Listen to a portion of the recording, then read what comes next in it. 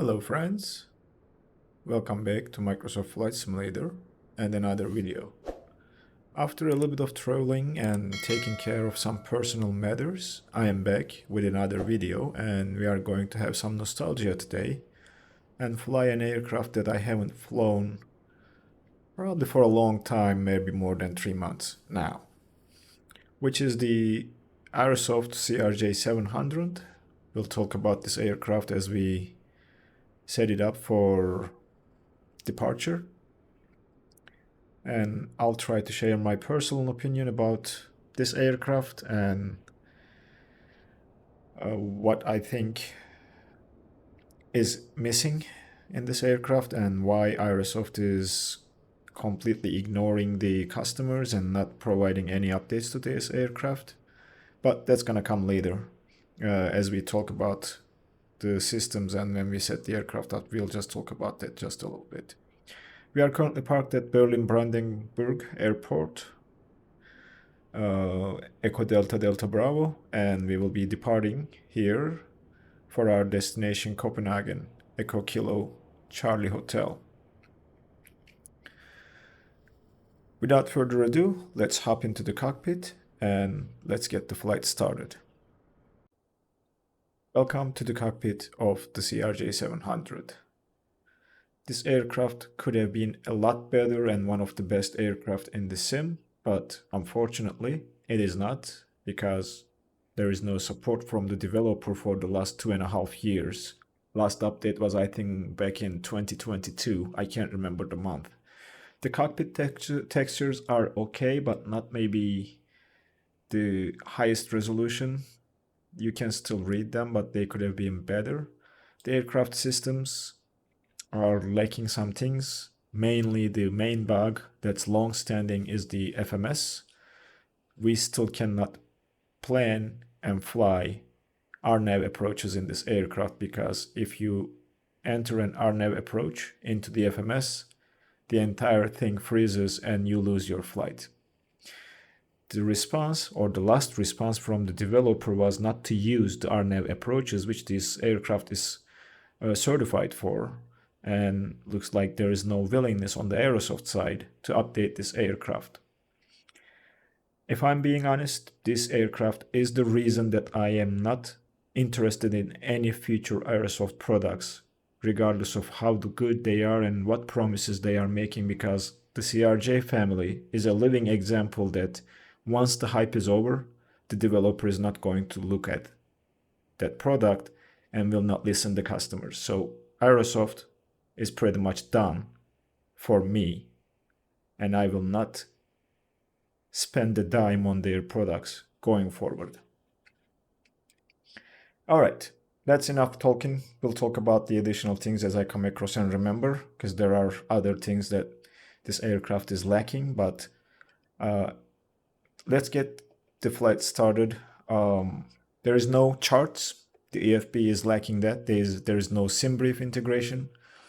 There's like checklists and performance calculation, luckily. There's basic maintenance, but for the current asking price, this aircraft is missing a lot. No failures. The systems are not fully simulated. There are some systems that are simulated, but not fully. Even if they are simulated, and even if there are some tests that you can perform, none of those are going to fail. The cockpit textures are okay. The cabin textures are worse. But well, I guess this is what we get, and I don't see any light at the end of the tunnel for this aircraft to get updated and brought up to par with its competitors and maybe become more enjoyable. Not that it cannot be flown, but there are certain things that are missing that makes this aircraft a lot less desirable for flying. Anyway, we'll start with the overhead. Do our flow after turning on the battery. To turn on the battery, we'll check a couple things. The wipers are in the park position or off position on both sides. Let's bring that down. The landing gear is down. Speed brake is retracted, flaps are retracted, throttles are in the shut-off position.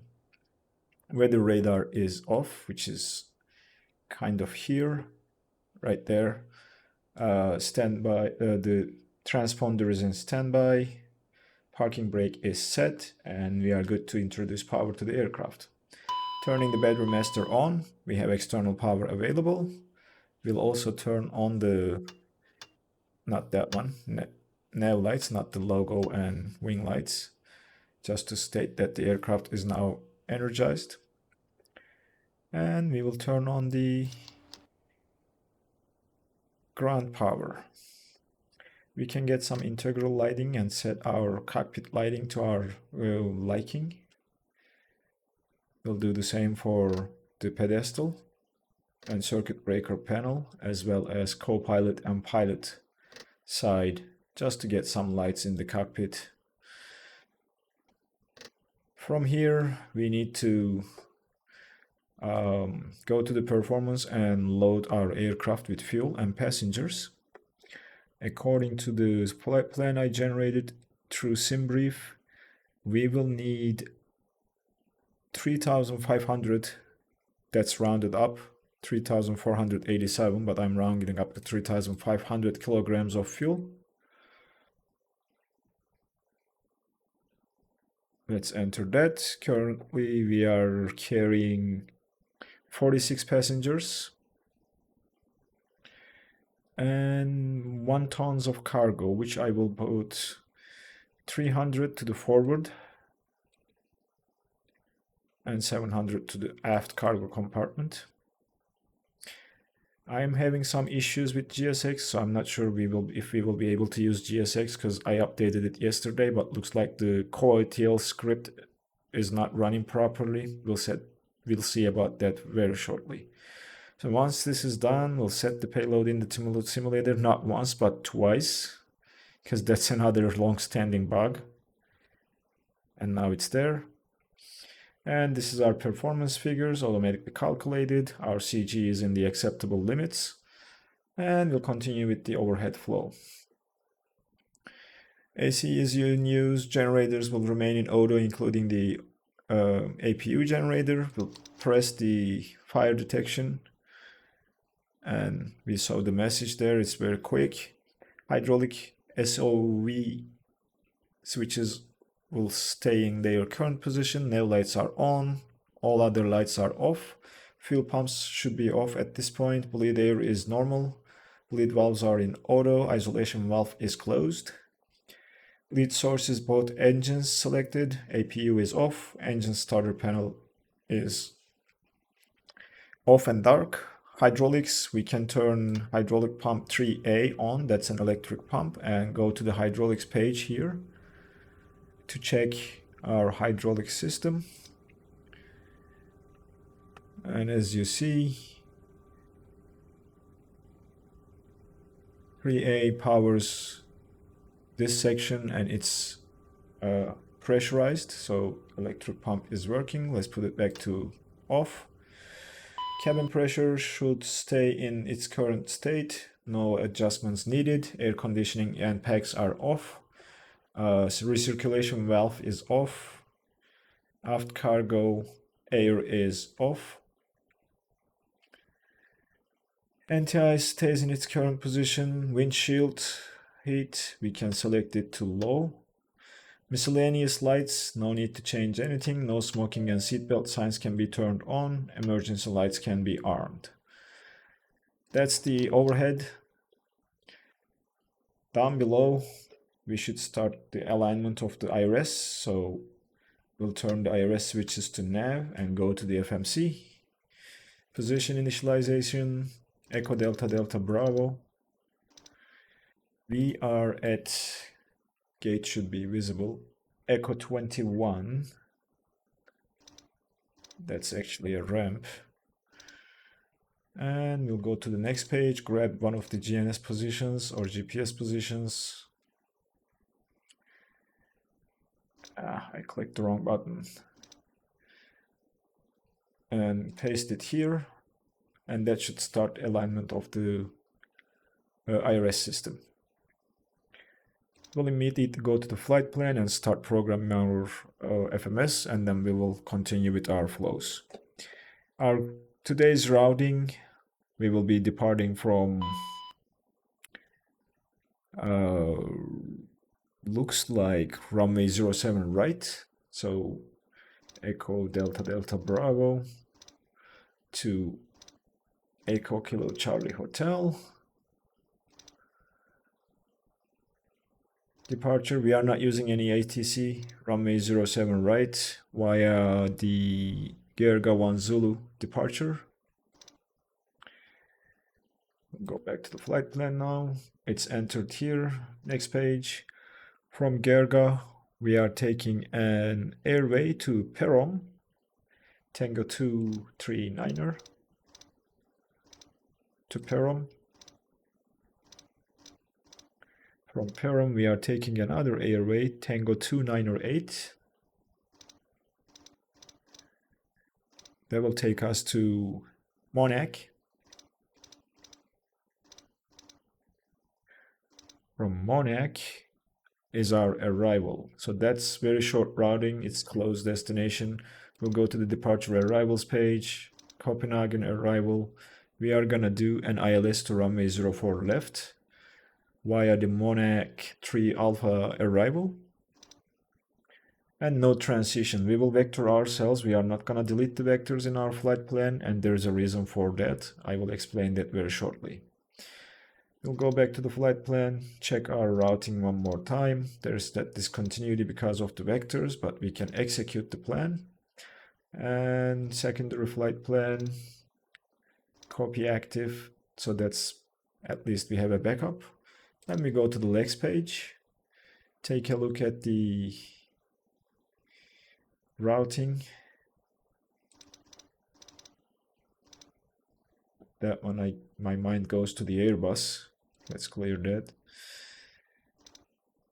Looks okay, the restrictions are in there. We will compare those against the charts. I wish we had charts in the EFP, but we don't. After here, we are vectoring ourselves to here. There's that discontinuity, which we can delete, I believe. Yes, and execute. And that will leave us with the vectors to Charlie India 04 left, which is our initial fix. All right, we will keep it like this. Keep the legs page here, and we can also check our routing if we go to the plan mode using the controller here, and then we can just go to the legs page, and there should be MFD advanced. So next point, that's next waypoint, and let's just check our routing. Pretty simple, straightforward routing here. And then that's the vectors. I am expecting to direct ourselves from this waypoint Nexo to this instead of doing that. And we will see about that when we get to that part of the flight. Go back to the normal mode. Iris is still aligning, I believe. No, it's aligned. Okay, maybe my iris alignment is set to instead of realistic. Let's see. Yes, make it realistic for a future flight and save the options. But all good. Kilograms, hectopascals, all matches to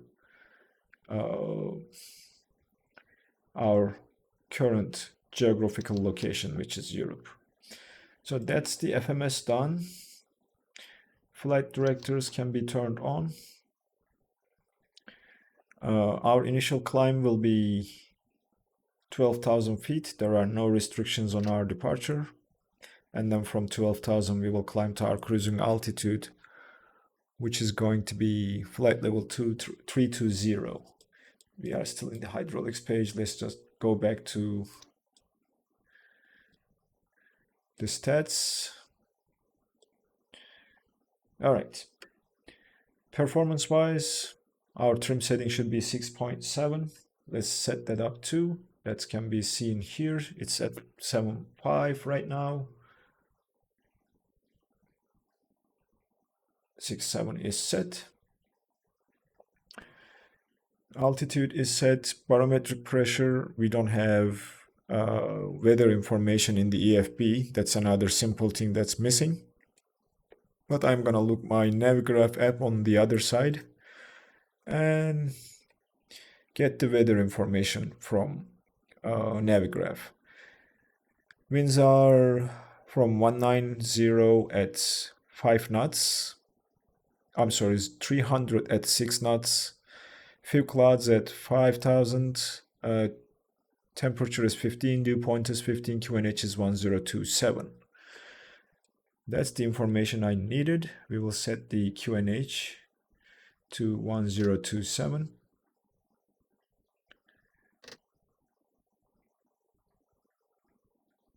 Until 027 set once. Are they in sync? No. 1027 set twice. Now, and what about our co-pilots? It's not set, so they are not synced. We will help our co-pilot set the QNH too. It's not visible from this angle, but if I go like this, perhaps you can see a little bit better. That's also set. And FMS is done. Initialization is done. QNH is set. Let's take a look at the checklist at least to get some information. Crew oxygen, yeah, we can check that. That's one of the things that's working. Warning panel is checked. Electrical power checked. Fire detection completed. Fuel panel, bleed air, these are all checked. ELT is armed. It should be armed automatically. Yes. Air conditioning, windshield heat is low. Emergency lights armed. Compass is checked. Nose wheel steering should be off. Clocks are set. Instrument panels for pedestal, thrust lever quadrant, avionics, yaw damper, and we can engage the yaw damper. That's two switches here. Yaw damper is engaged. Mach trim, we can also do that after. Probably we need to start the APU, or well, I can't remember what was required to engage the yaw damper. And that leaves us with the before start checklist, which means we can safely go there. Standby radio can be turned on. In terms of radio panel, we'll just put the DME and nav 1 here, nav 2 here. That's done. Nothing to do here. Transponder, we will squawk 2000, that's fine.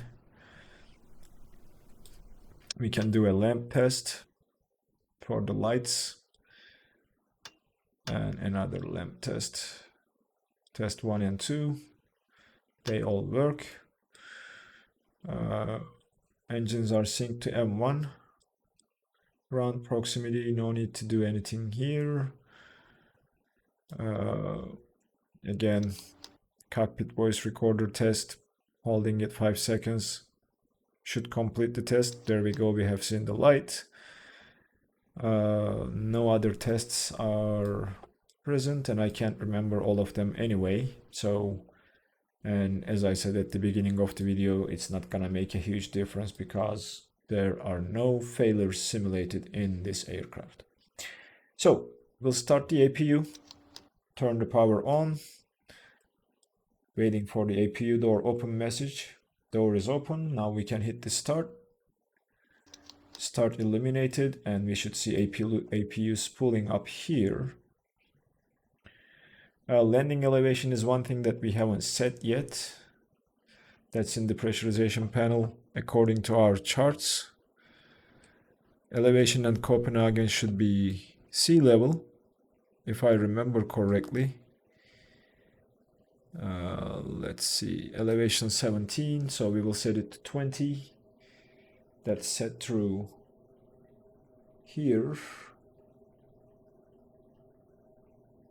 1, 2 clicks should be 40. I think we need 1 click, and that should set the landing elevation. Yep, 20 is set. Trim is set. Nothing to do here. Looks like we have APU power available. APU is running. Power is available. APU generator is online. We can turn the packs on. And we can turn off the ground power unit and dismiss. We can also close the door. Captain, the cabin is secure. All passengers are aboard. Parking brake was set, so we can remove the chocks. We hope you enjoy flying with us. Before takeoff, we would Over like to here, encourage all we will passengers to watch our select cabin nav crew display the and safety features of the aircraft. flight level change or speed mode. We will climb at 240 knots. We will preset it for our departure, because these knobs can take a while to rotate to the desired speed, so I'm gonna set it early. That's that. Performance figures, we can set all the speeds on our primary flight display, and we'll go down to the FMS and select the performance page. Flex temperature, we'll throw in 45. We have a very long runway, it should be fine. Did it take it? There we go. Performance initialization, cruising altitude 32,000 feet. Passenger weight 46 passengers, 84 kilograms. You can do this manual entry, or you can just copy the performance data to the FMS and it will come automatically. And one thing we haven't done is in flight plan page, we haven't entered our flight number. We are Deutsche Lufthansa 3360. Oh, I forgot that I had some other information on the scratch pad. Deutsche Lufthansa 3360. And our alternate airport is Echo Delta Delta Hotel.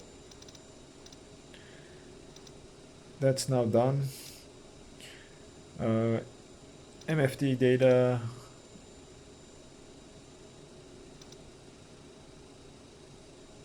And also, hold on.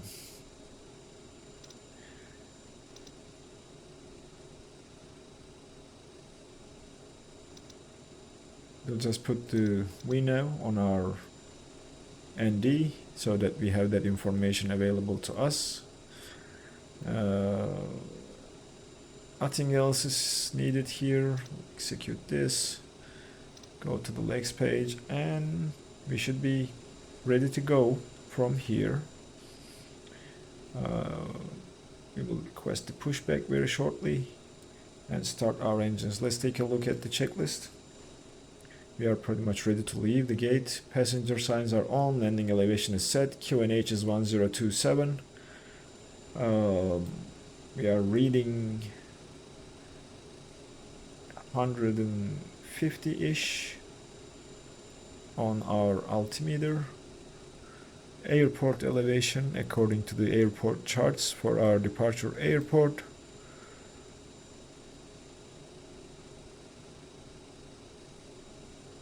$156, so that checks. FMS is checked, IRS is aligned, radios and nav aids are set, takeoff briefing is complete. We are gonna depart from runway 7 right. We will use the Gerga 1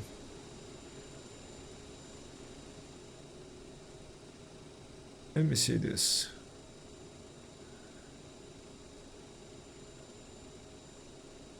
I think I have two different versions of the flight plan. Gerga 1 Zulu departure. Let me just fix my Navigraph app.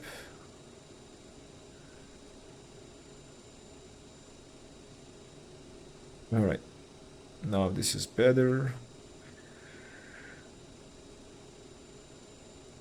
And the fuel looks correct. Passengers are also correct. Yep.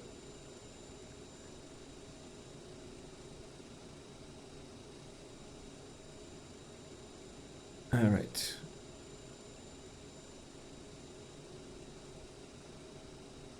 Checking the departure chart.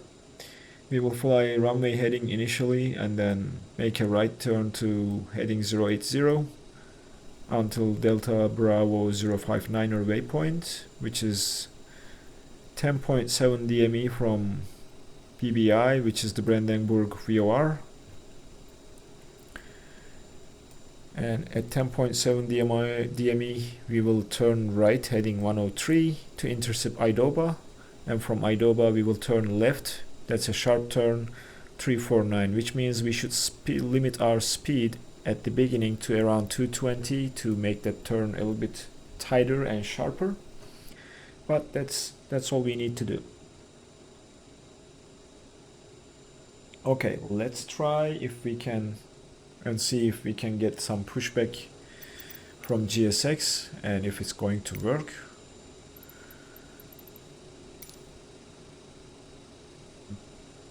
Let's go outside and see if we are going to get anyone.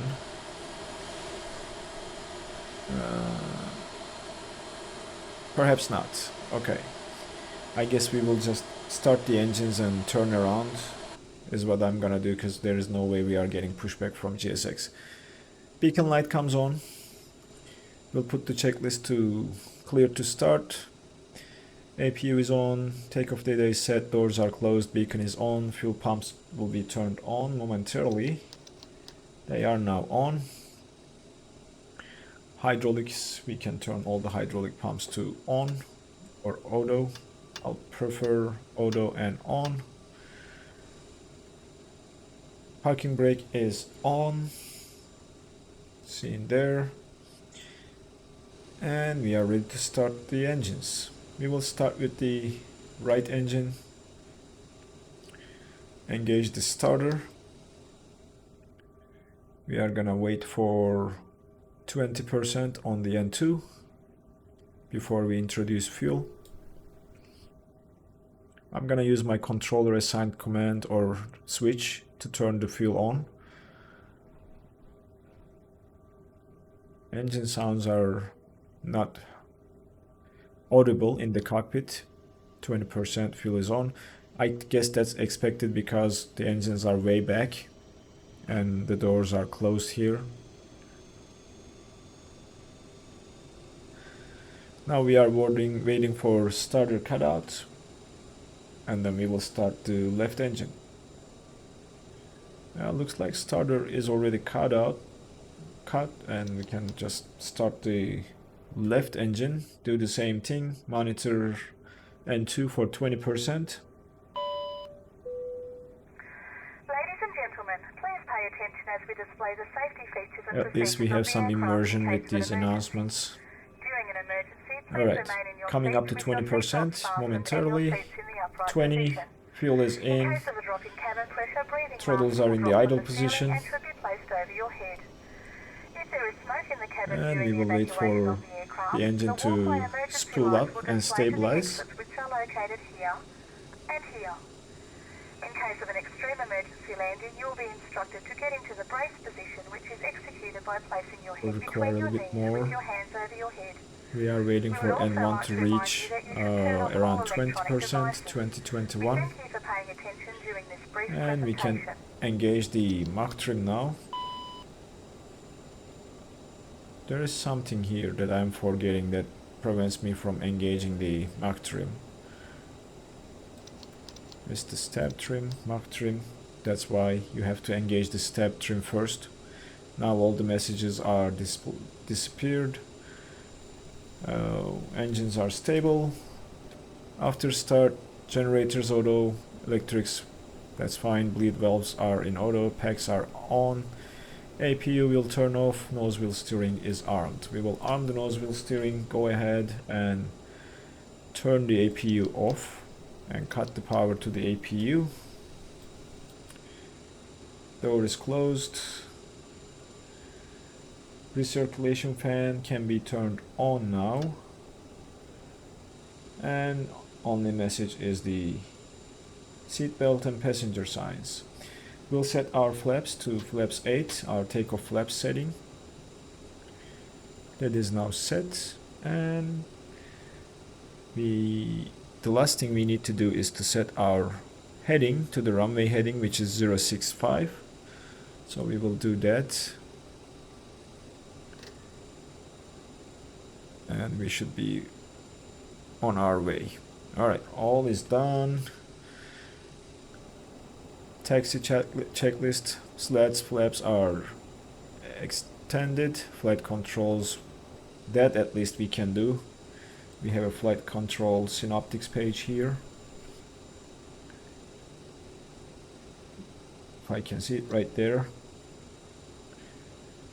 So, full back, neutral, full forward, neutral, full left, neutral, full right, neutral, left rudder, neutral, right rudder, neutral. Flight controls are free and correct. Let's go back to the stats page and to the checklist.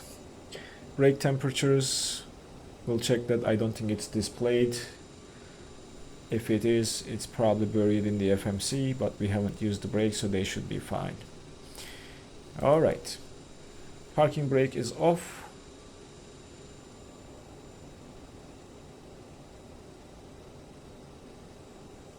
Yep, it's off. A little bit of breakaway power. And then we will turn around and get on the taxiway. We probably will require a little bit of power to get the aircraft going. I'm not using any traffic injection. This is all static aircraft in the airport. And I'm not gonna use FSLTL to inject traffic until Beyond ATC launches the traffic injection. So we're almost through. And there we go.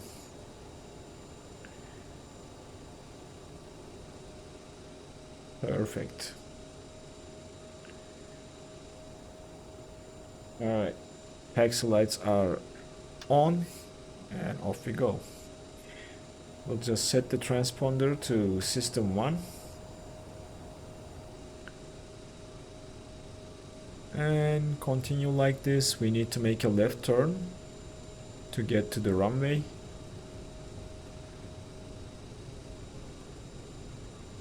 Idle the throttles. This is enough speed, and the aircraft should maintain this. And we'll taxi like this until we get to the runway.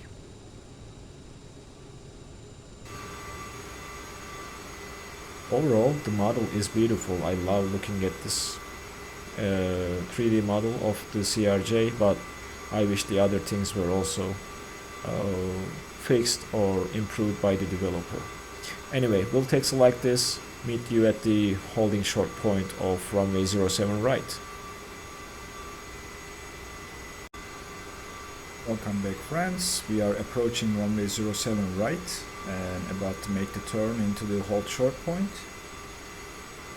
We'll just do a final check before takeoff and we will be on our way very shortly. Okay, there is runway 07 on our left side. We will use the first entry because we are a regional and we don't have a long body or fuselage. So we'll slow it down.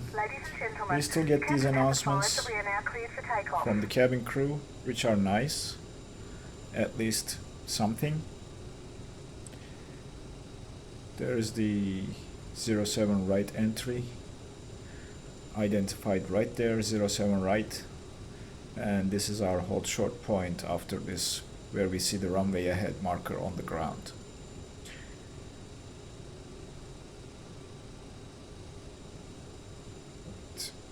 Nice.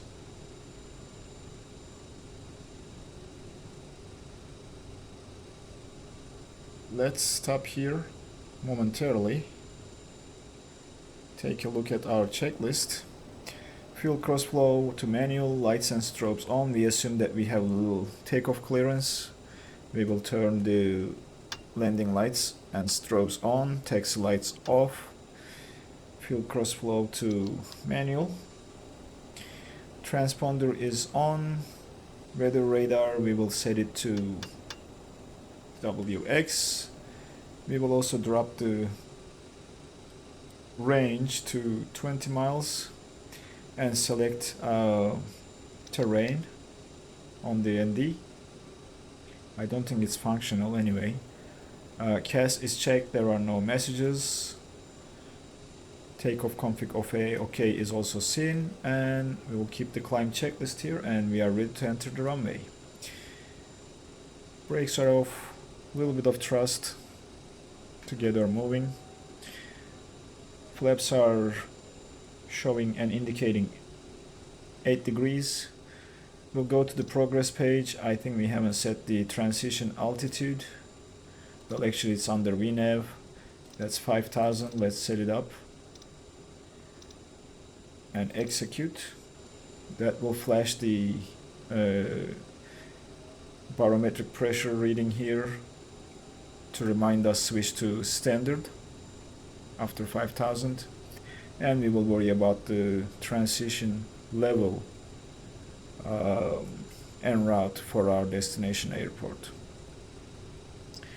Runway 07 right identified with the markers on the ground. We will line up.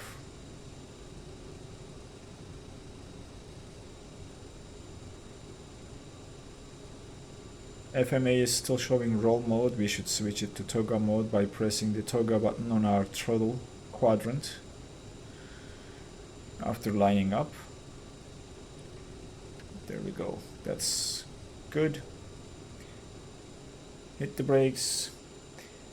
It is this little button here which I have mapped to my controller, so pressing that should activate the toga mode, and the flight director should command the pitch as well as the right runway heading until we are ready to make that turn to right.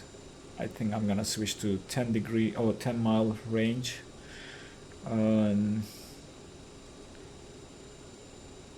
Traffic can be turned on even though we are not injecting any traffic. Hold the brakes, advance the throttles to 40, 45, let the engine stabilize, and then we will go toga.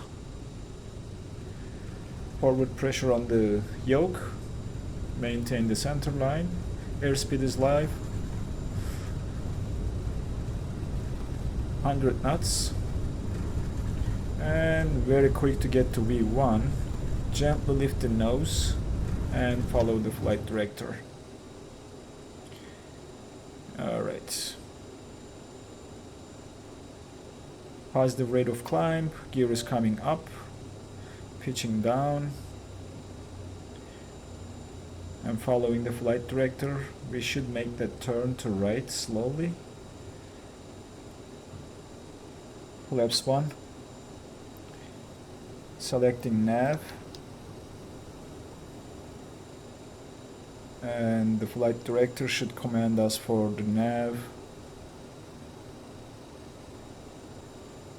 Let's get back on the flight plan routing. That's excessive banking. And we are speeding the aircraft, so let's go back to the climb mode. We passed 1500. Flaps are up. And we are on a stable course. We can pitch the nose down using our trim controls on the yoke. That's good enough, and we can go autopilot on and speed mode on, and we will set the speed to 220 and take a look and maintain a good rate of climb. We are past the transition altitude, and again pressing the center of these buttons are not easy, but we'll switch to the standard setting here, and here, but it's very hard to find the click spot. This is another annoying thing with this aircraft, or a bug. But we are climbing very nicely.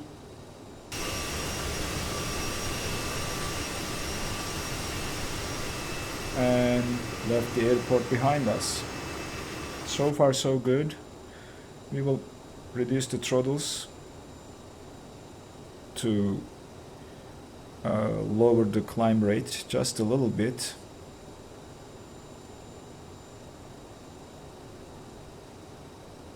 Coming up to 8,000 now. We'll maintain 80% thrust. That should give us like 2,500 or around climb rate, which we can see here, 2,400 feet per minute. Now 5, maintaining 220 on nav, and we, I believe, can increase the range. That's the sharp turn that I wanna make before accelerating. But we climbed to 10,000 very rapidly. Coming to 10,000.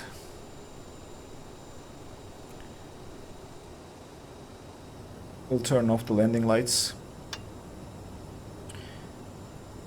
And we can at this point accelerate. Let's set the altitude to our cruising altitude of 32,000 feet so that we can keep climbing.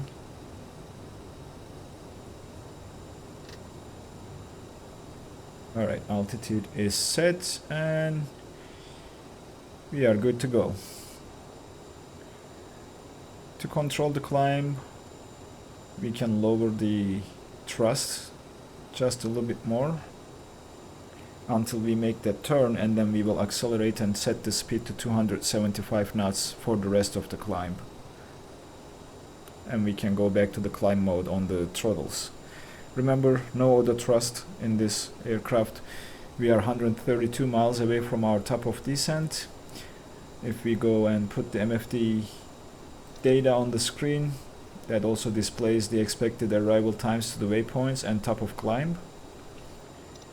But we can also monitor that. One thing that you need to remember with this aircraft, to always sync your heading bug. That's again a center click spot, which is not that easy to get. See, I mean, I'm trying to hit it, but there we go. That's another annoying bug with this aircraft. Okay, 1500 feet per minute climb is fine. We are getting close to that turn.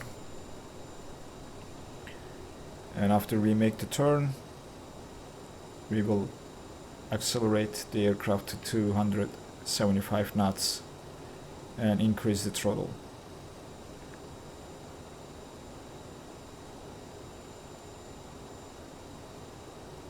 All looking good. I mean, the aircraft flies nice, but I wish those other things that we have discussed were also addressed by the developers. Other than that, this is really a good aircraft. Enjoyable to fly. It's just missing some things here and there. Most importantly, as I mentioned, the RNAV approaches in the FMS. Alright, coming to that waypoint. And I believe, if I remember correctly, the holds are also not working. You cannot program a hold in the FMS also. And that's, in my opinion, unacceptable for a $50 aircraft. Alright, we are making the turn sharp enough with this speed, so that's why I try to lower the climb rate and maintain or control our speed at 220 knots. At 275, that would be a very sharp turn. Alright, sandwich service has started. If you want to grab a virtual sandwich, I will now invite you to the cabin, to one of the seats in the back, and our virtual cabin crew will serve your virtual sandwich when it's your turn. Alright, looks like we made that turn. We can increase the speed to 275. That's set, and we can go back to the climb mode.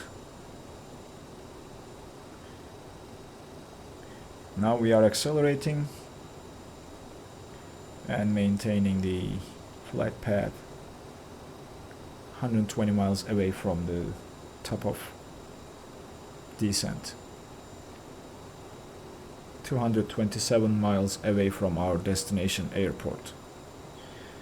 The beauty of the regionals, you can just quickly make couple flights, and if you are limited on time like myself and don't have time to fly the narrow body jets or the heavies, this aircraft or the regionals are the way to enjoy the flight simulation with limited time. And I said this many times, I wish the CRJ was a little bit better to fly this aircraft. I would fly this aircraft more often if it was good in those areas that I mentioned. Let's sync the heading bug once more. And we are climbing at a good rate and enjoying the beautiful views of Germany. Alright guys, I'll meet you guys at the top of descent once we get there. Hello friends, I brought you back to talk about a couple things I forgot. So one thing is your climb performance can be found under the Vino page. Climb target speed is 290 or Mach 7.4. I changed the speed setting from 275 to 290, and we are currently doing Mach 7.4 and about to switch to the Mach hold, which we can do now by pressing the center of the speed knob here, if I can. It's again that annoying click bug, which I cannot. There we go. And set the speed to Mach 7.4, and the aircraft should climb at Mach 7.4. So once you reach that Mach value, you should switch to the Mach hold and maintain that for the rest of the climb. And as I said, that can be found here, and you can change it to your liking. I could have done 280 and 7.2 for example. Not much here to enter actually. The cruise target speed is 300, again Mach 7.4, which we should maintain, and then the descent. The descent info that gives you your restrictions. We have a 9,000 restriction at Nexo, and that's the only restriction as far as I can tell. But other than that, there is no place to enter the winds. There is not much to enter into the FMS. Leg winds are here. Leg data is here. But I'm not sure if you can enter anything here, or I wish there was SimBrief integration to bring the winds here to the FMS. Anyway, we are currently getting to the altitude, so we should manually lower the throttle setting and cut the throttles to maintain Mach 7.4. That's our target cruise speed.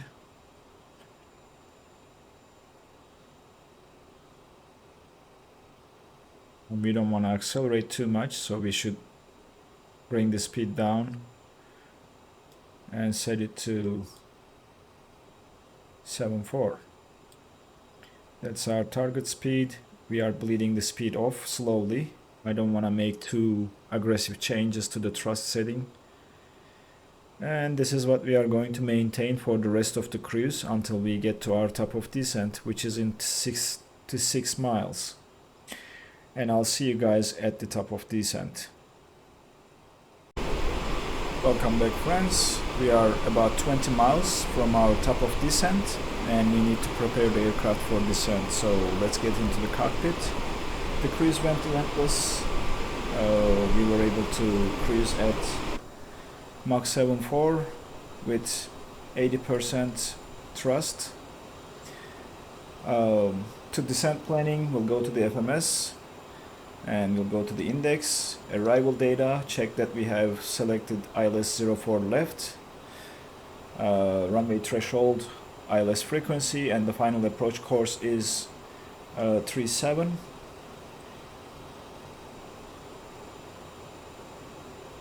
we can't set the course until we get to the manual. So if we go to the radio page and change both to manual and set 110.5, that will give us the frequency. We can copy that and paste it here, and now we should be able to set the course to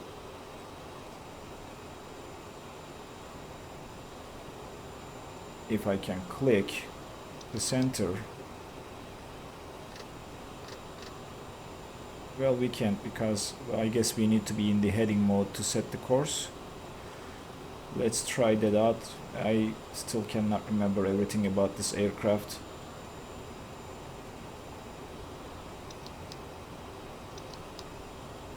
Can we set the course now? Maybe it will set it automatically, I don't know. Anyway, we'll come back to that.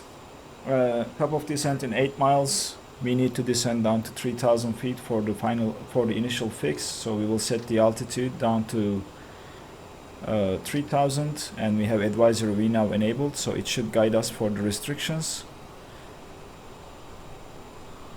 First was at 9,000. I momentarily thought about setting it to 9,000, but that wouldn't be necessary. Alright, top of descent in 5, maintaining Mach 7.4. We can reduce the thrust just a little bit to get the speed back to 7.4. The throttles are super sensitive. I have the TCA Airbus throttle quadrant after giving up my Honeycomb Bravo, and it is very sensitive, so I can't just have it at a certain setting to maintain a speed. We'll set the range to 40 for now. 1 miles to top of descent. And climbing, we use the speed mode. For for descending, we are going to use the vertical speed mode. So we can initiate that vertical speed, and as you see that blue arrow circle here, that's guiding us to almost 2,500 feet per minute. So let's set the vertical speed down to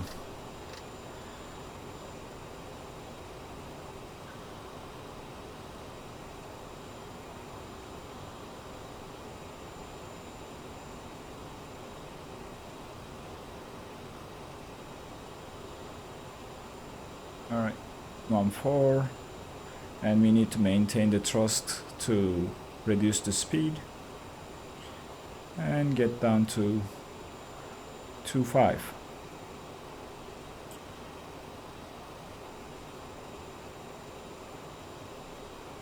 Okay, vertical speed is set to 1.9. It can be displayed here.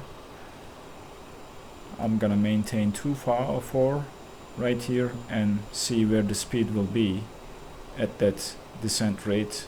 We can add some thrust to get back to Mach 7.4, and we can check our FMS for the descent.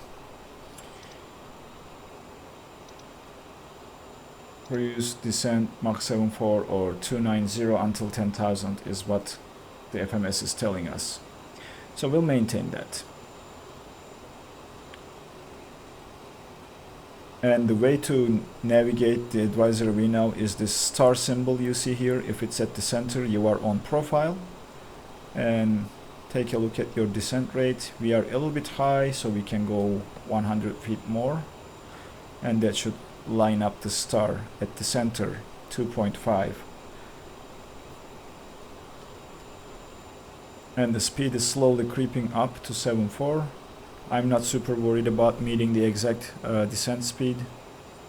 The aircraft already switched to the indicated airspeed mode below 29,000 or below Mach 7.4. So we can set the speed to 290, which was the commanded speed by the FMS. And we can try to maintain this speed which we are currently. So we will descend like this, and when we get to, let me just pull the charts to explain it instead of on this tiny screen.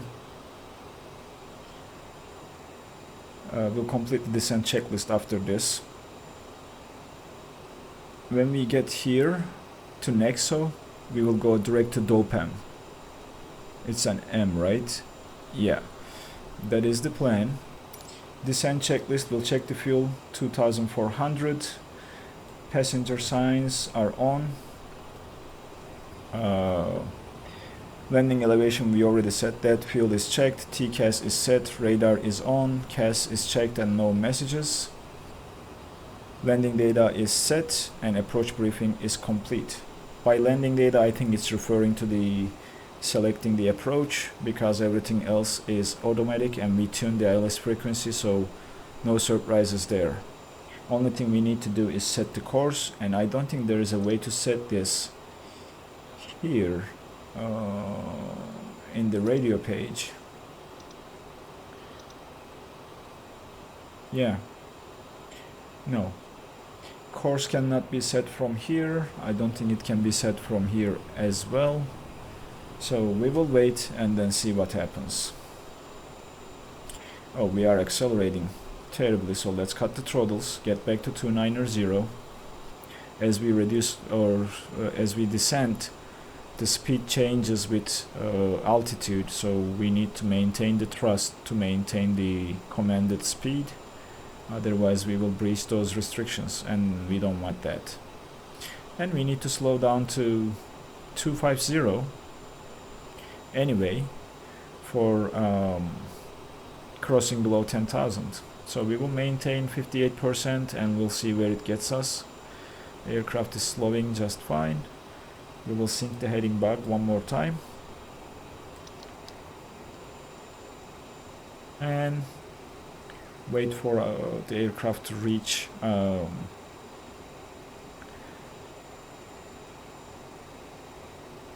well, I think we are gonna keep it like this until we get to 15,000, then we can decelerate to 250 to cross below 10,000.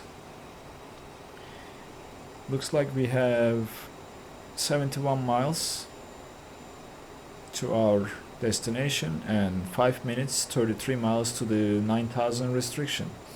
We are a little bit below the profile. We can increase the descent rate to 2.4 and look at the start to see if it's gonna center again. It's not, it doesn't need to be perfect, you just need to make sure it's close to the center and you should be fine. Speed is creeping down, which is fine, which is what we want, because after Mexo we will go direct, and we need to maintain the speed to start executing our approach. Actually, what I'm thinking is from Nexo we can switch to the heading mode and fly a perpendicular heading to this heading. We are below 18,000, but that's not the transition level, and that's also controlled by this page here.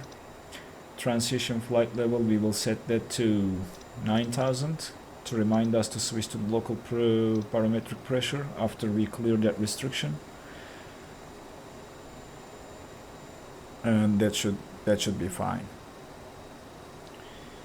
I wanna close the range just a little bit, take a look at the MFD data to see my waypoints. Dopam, CI04 left. Can we go from Mexo to this waypoint direct? It's gonna be a little bit tight, I guess. We will have to use the heading mode to vector ourselves. We are not using ATC, so that's what probably the ATC would do. So yeah, 15,000. Let's cut the throttles to idle. To get down, we are below, so we will increase the descent rate slightly. That should help with the profile as well as the speed to get to 250 to cross below 10,000. All looking good in my opinion, and this is another bug. As you see, the aircraft is doing left and right swings to get back on the flight path. This is due to its LNAV or nav not being super precise, and that's another bug that has been discussed in the forums for a long time that Aerosoft is ignoring and not trying to do anything about it, or not willing to do anything about it. Let's sync the heading bug, we are gonna need it. Alright, our current heading, by the looks of it, is around 45 degrees.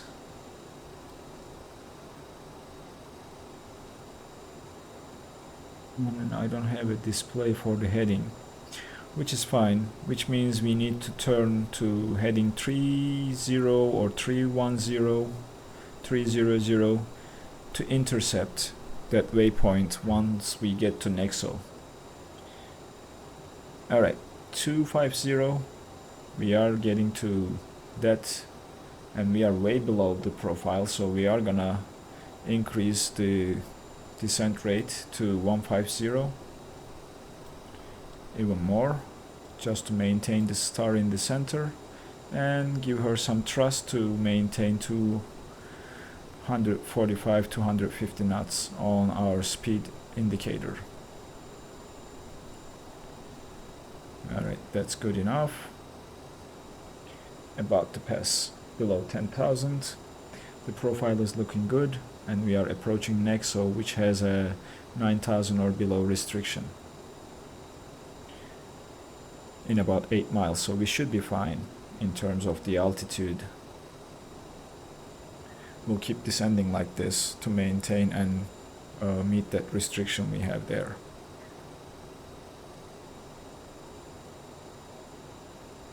Coming down to 10,500. 6 miles to the waypoint. Our heading is synced, so we will sync it one more time and switch to heading mode.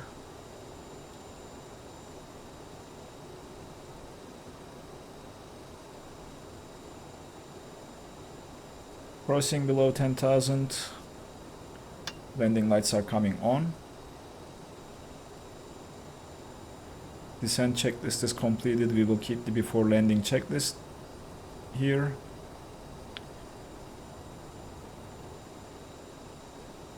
We will complete that when we get to a point where we need to think about it.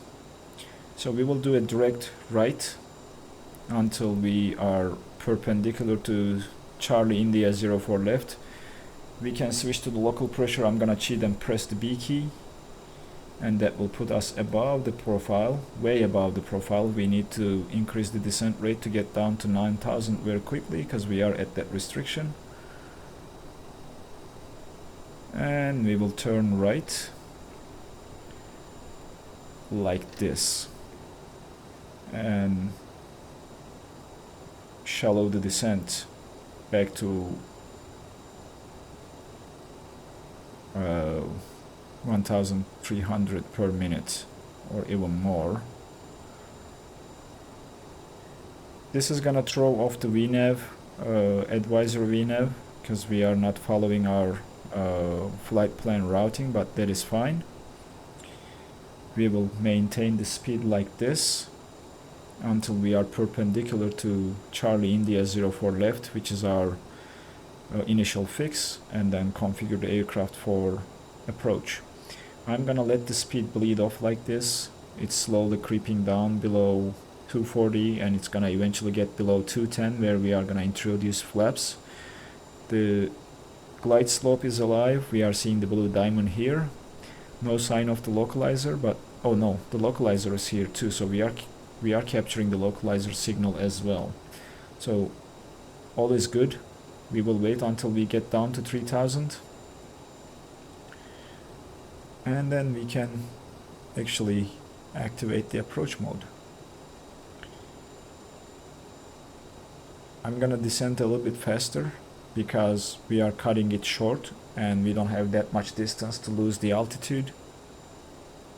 So maybe Set it to 1700 per minute and adjust the throttles to keep bleeding the speed off. Alright, looking good, looking good, nothing to worry about. Coming below 6500 and we should see the needle moving. That's when I'm gonna activate the approach mode, and I'm trying to get down to 3000 to be able to do that.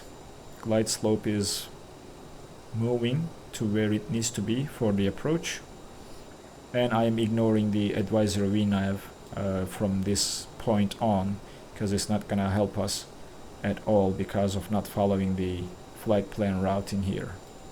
We can drop the range to 10 miles now for better visibility. And we are at 5400. I think we will be at 3000 before that waypoint, no problem. We'll keep the thrust setting like this. Let's configure the aircraft for approach. We will arm the reversers. Passenger signs are on, reversers are armed, flight attendants are advised, landing gear and slats flaps, we will worry about that once we get a little bit more closer.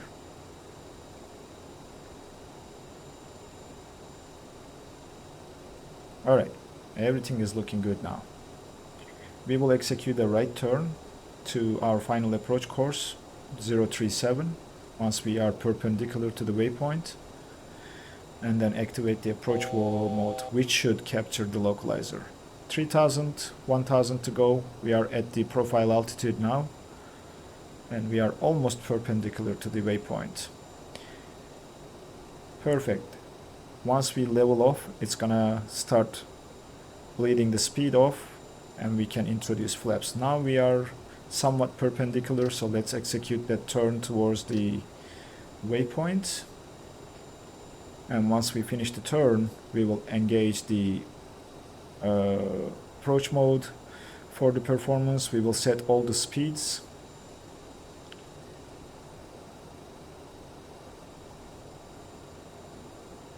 Alright, VREF is now set. Altitude is captured.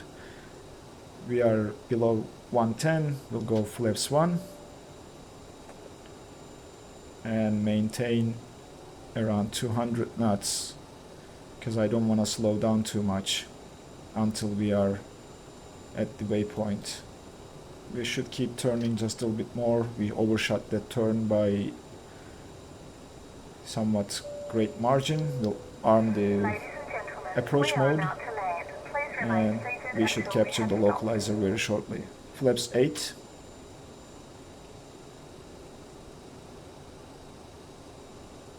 I'll keep the speed at where it is right now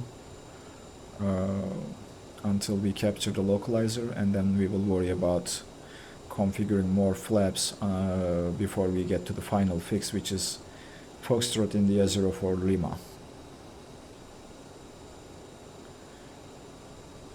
And that is 1600 feet, so we should set the altitude to 1600 and engage the vertical speed mode to prepare for descending. Alright, let's make the turn towards the localizer, which should help us capture the localizer. Localizer capture. And now the aircraft is descending. I'm not sure why, because we don't have the glide slope captured yet, but looks like it is also on the glide slope. We can cut the throttles.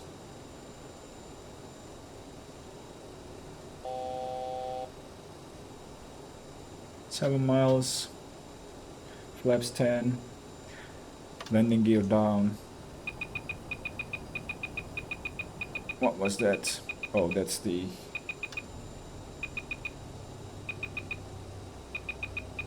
speed setting for the flaps. I was too fast. Alright, we'll just try that one more time. We are on the glide slope. Missed approach altitude is 3000 feet, so let's set that up. 3000 is set. And we will now go flaps 25. Oh, it's going too much. We will keep it at flaps 15. Why it is going 2 levels? Okay, I'll just do it manually. My controller messed that up. Landing gear down.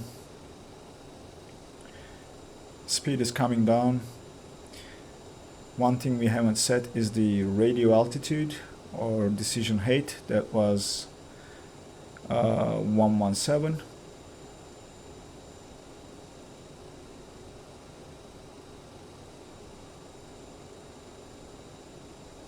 I am too late to set it. It's gonna take a while to get there. 1000. We'll just keep it here. Alright. We'll go full flaps, maintain the approach speed. We are on a good localizer course. We are a little bit low, speed is bleeding off too much, so I'm gonna increase the thrust. Autopilot disconnected. My controls, sorry about these stutters, I'm not sure why we are having these. But now we are looking good.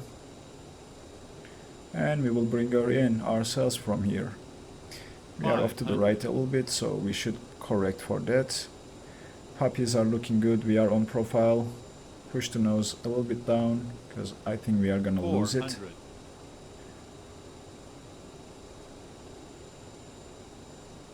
Alright, looking good. 300. 300.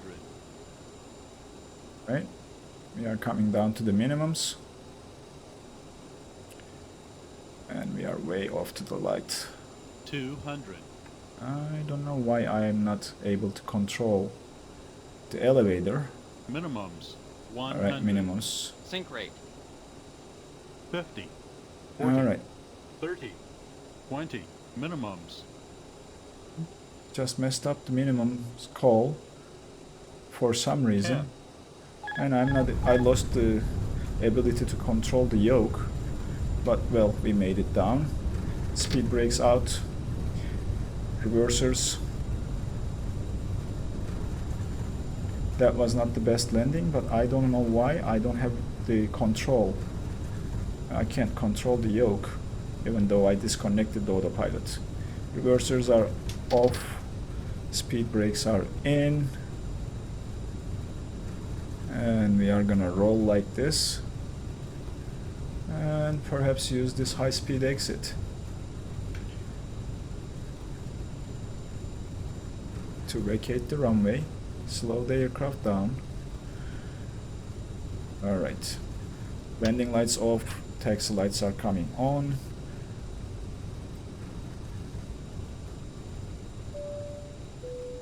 Please remain seated until We'll the start the aircraft has come APU. to a complete stop.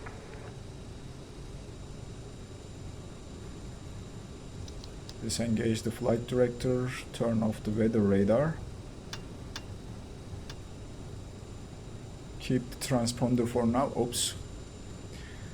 That's why you shouldn't be looking down while taxiing.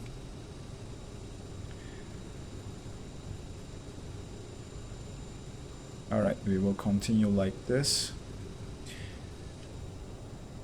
Door is open. Start the APU. And let's do the checklist. But first let's slow the aircraft down a little bit more. After landing, APU is on. Transponder is saying go to standby, so we will do that. And slats flaps retracted. Probes are off. Lights are set. Let's keep going.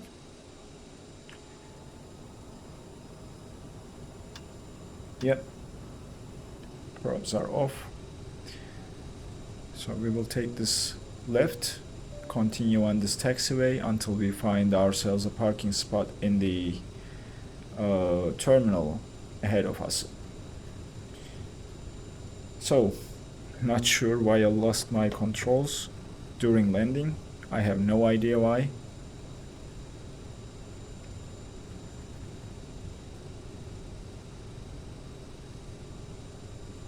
Yeah, interesting. See, I have the control now. I did not have it when I was approaching. So that was interesting. Maybe it's a bug that I'm not aware of. Maybe I did something wrong. Maybe my controller software glitched. But I did not have any control of the ailerons when landing, so I wasn't able to target the center line. Anyway, I'll taxi like this until we get to the terminal, because it's gonna be a long taxi by the looks of it.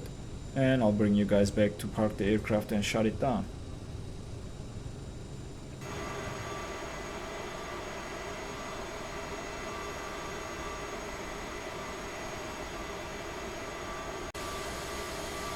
Welcome back, friends. We made it to the terminal. We will probably park somewhere here on the gates to the left of us, because I don't have a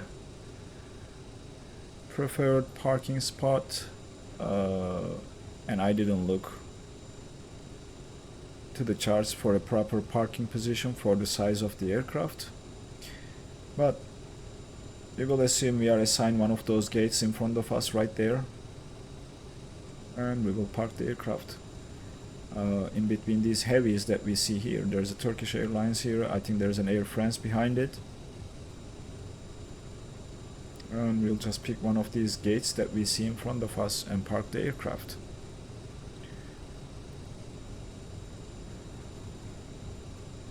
Can disarm the reversers now. Cast messages, it's just the APU, which should be running. If it hasn't, we will...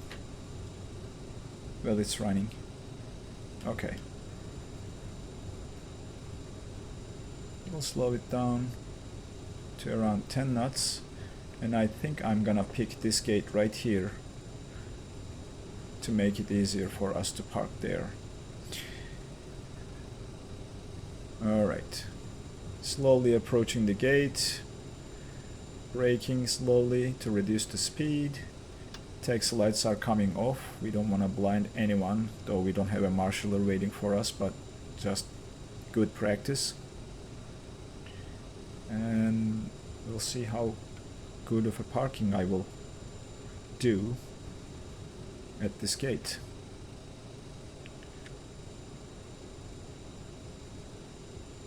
Let's slow down more. Try to maintain it at the center. And I think I'm gonna stop right here. Let's go and look how we parked. Not too shabby. We could have gone just a little bit more. Maybe we should do this from here. And do some fine tuning of our parking position.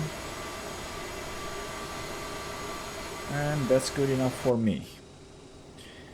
We'll set the parking brake. Parking brake is set. APU is available, which means we can shut the engines down. Right engine, left engine, and we can finally turn the beacon light off. Clear the warnings. Go to the aircraft, put the chocks in place, request a ground power unit, and we can open the doors to deboard the passengers. Let's take a look at the checklist. Shutdown, parking brake is on, seatbelt signs and no smoking signs can be turned off now.